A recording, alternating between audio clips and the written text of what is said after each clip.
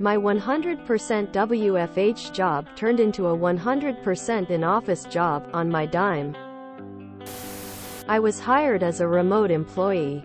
There was no corporate office anywhere near my home. I would have to fly several states over to get to one. The agreement was once a quarter I would fly into HQ and meet with the team, but the rest of the time I would be remote. I even took a small salary cut for this, which was worth it for me. My fiancé found a job out of state and somewhere we wanted to move to anyways. I told my boss we were moving. And it wasn't an issue because I was still in the same time zone and had easy airport access. I was aware of a new factory coming online in the region one was planning to move to and told my boss if he wanted to pay relocation I could work there. Of course the answer was no, and that I would not have to go in there ever. Q January 2023. Hey, could you swing into new factory this week? There's some new equipment landing and we don't have the staff. Sure, I'll take one for the team. It's only 30 minutes drive. Would be great if you could be on site occasionally. Lots going on. Still a remote employee. Though. August, we need you on site 2 days a week. Can you do that? Quote, November, we don't understand why you aren't on site 5 days a week. You live in the area. We all have to go into an office these days.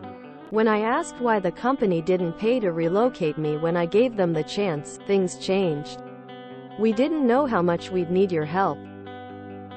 I complained that I had spent thousands of dollars to move us, plus more than a week's vacation time.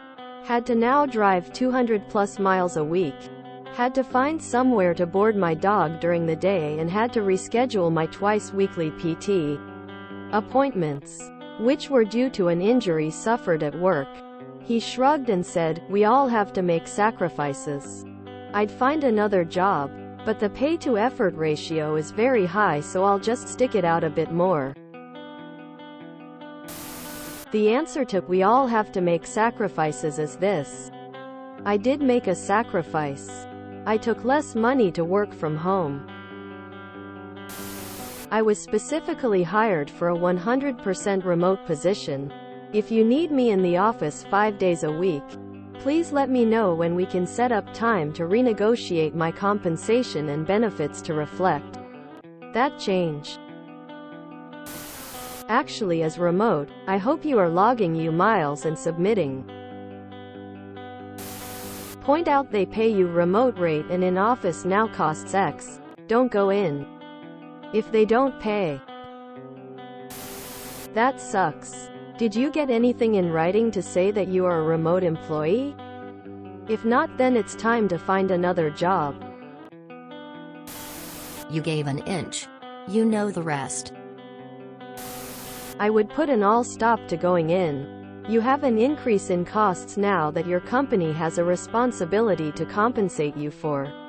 They are asking for a change in working structure and they should be expected to pay for it. Tell them one very difficult word to use, sometimes number. This happened to me with a job I took about 2 years ago. I specifically took this job over other jobs because it was a 100% remote. Well, 8 months later they say we want you in the office 5 days a week starting in the new year. Because of NYC, this would an extra $400 to $500 per month. So between that and the extra cost of health insurance that they made, I had to leave.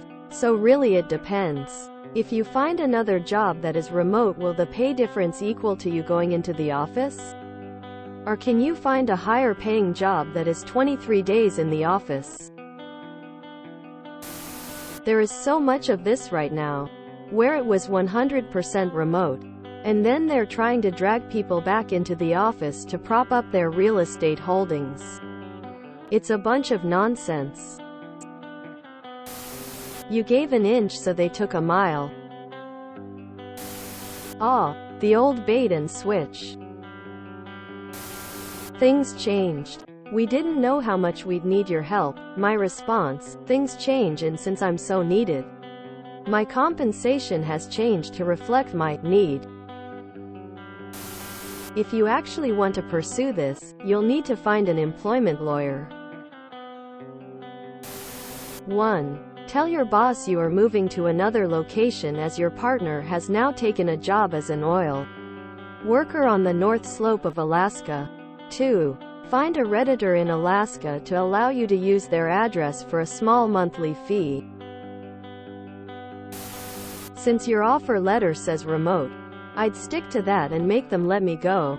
They said themselves that they need you. So hopefully it'll take a while. ITMT find a new job. All stop. Do not go in anymore. Find it in writing your original job. And continually email that to them. Tell them the terms of the contract they signed do not change because they invested in real estate. Loose lips sink ships. Never volunteer information. He shrugged and said, "We all have to make sacrifices.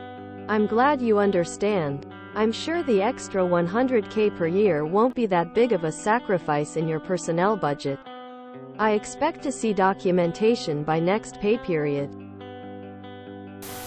Time to go to another remote position, my friend. They're not gonna stop. They don't seem to be willing to see your side. So I expect if you stand your ground they'll push you out 'cause they've decided what they want already. I could be wrong. But until you have an offer they've got the leverage, sadly.